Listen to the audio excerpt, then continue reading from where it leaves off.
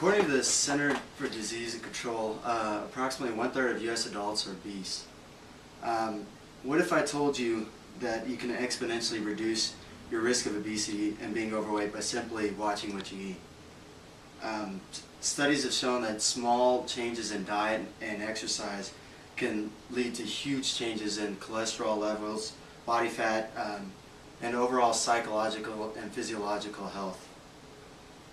The CDC also states that eating healthy reduces obesity-related conditions that include heart disease, stroke, type 2 diabetes, certain types of cancer, and some of the leading causes of preventable death. Now, being a national caliber athlete in rugby, I've spent countless hours in meetings with specialized nutritionists and dietitians with what we're supposed to eat to be healthy. And during this speech, I'm going to attempt to first define what it means to eat healthy broadly. Two, explain more of the risks of an unhealthy diet and the benefits of a healthy one. And then finally show you a few things to enact a healthy diet that will lead to better self-image, more confidence, and reduced body weight.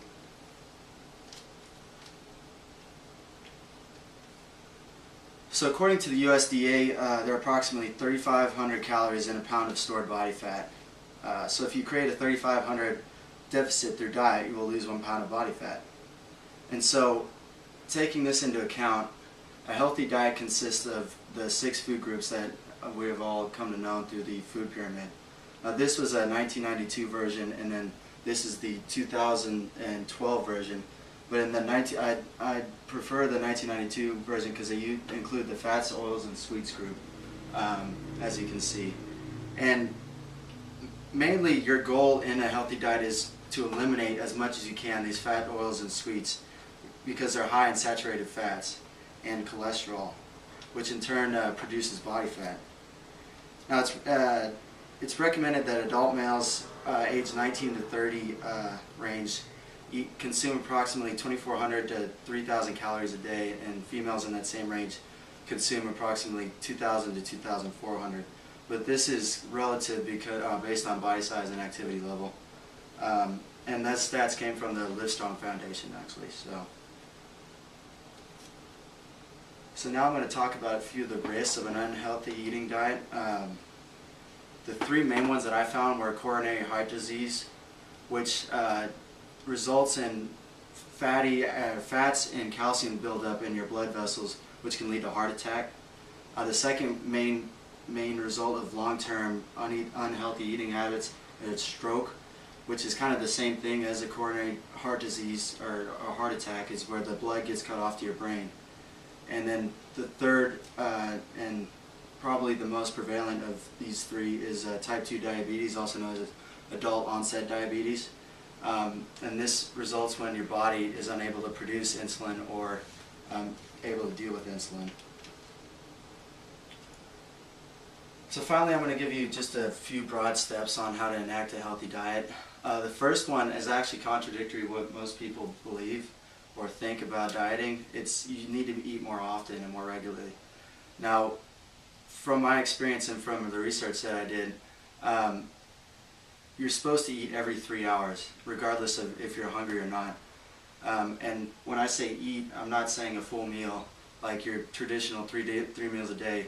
It's going to be either a handful of trail mix, maybe some cut up chicken that you do. And you know, people, the first thing they say whenever they're trying to diet is, oh, it's too hard or it's not convenient enough.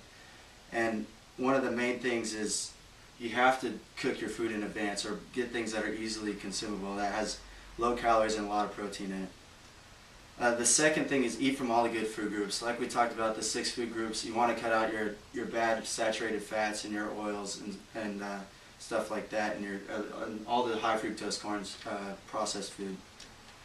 Your third step is don't skip breakfast. If you have to skip any other meal, do that, but breakfast is your most important meal of the day because it gives you the energy that you need to go forward throughout the day. Now, if you're interested in any other recommendations, they have websites, they have blogs, they have apps on iPhones that count your calorie content and calculate your body fat and stuff like that. And if you're even more serious than that, there's dietary supplements too.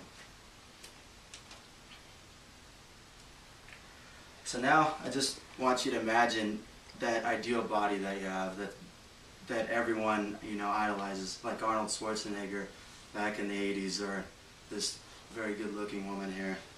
And now the whole idea behind this is that you have to take small steps if you want to get to that. It's not going to happen overnight, right? And what I talked about today was just a broad overview of a couple things that you could basically do to cut off maybe up to 10 pounds off your body. And so for summary, I went over, I defined what it means to eat healthy. I discussed a few of the long-term risks of unhealthy eating habits, and I've given you a few small basic adjustments that you can make.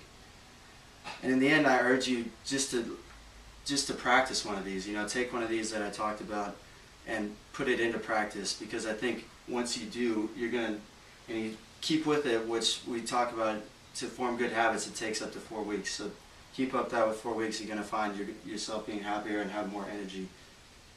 And so now I'll open it up to any questions that y'all have.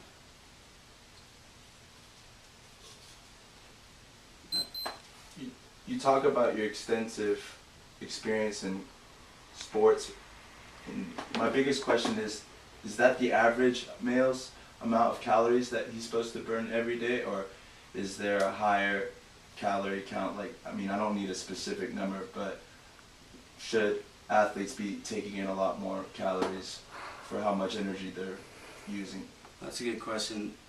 Now, I talked about body size and activity level. So at the level that I was performing at, you basically have to double your calorie intake, because this is taking into account people that are active at the minimum. So it's 30 minutes a day. They're not doing much more than the average, and they're not doing hard, strenuous physical activity. You hear stories of like Michael Phelps consuming up to 18,000 calories a day. It's because he's pushing his body so much. So to take that all into account, you have to realize how much you're performing and then adjust it based on that. So, what are some ways that when you were performing that you, I guess, made it easy? You can have like a little snack on the side, or I talked about, I think the biggest thing for me is always cooking my food on Sundays. Cooking big meals, whether it be like buying a bunch of chicken breasts and cooking them up and just chopping them up and putting them in Ziploc bags. I think Ziploc bags become your best friend. And then you take maybe like a small thing of tuna. Tuna is always easy to, and it's good on your protein. You have trail mix, you have your protein and your energy burst. So little things that you can carry around that's non-perishable, basically. Or if you're going just for the day, then some meat, it'll be fine. Other than that. Anything else? Well, thank you guys. Appreciate it.